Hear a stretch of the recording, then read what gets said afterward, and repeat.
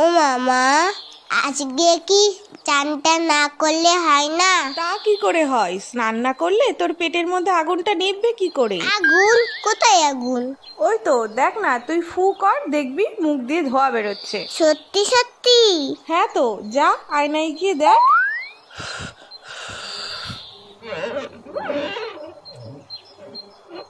ওরে বাবা রে, পেটে আগুন ধরে গেল তো। শিগগিরই যাই, চানটা করে নি। ও মা, গরম জল দাও তো, স্নানটা করে নি।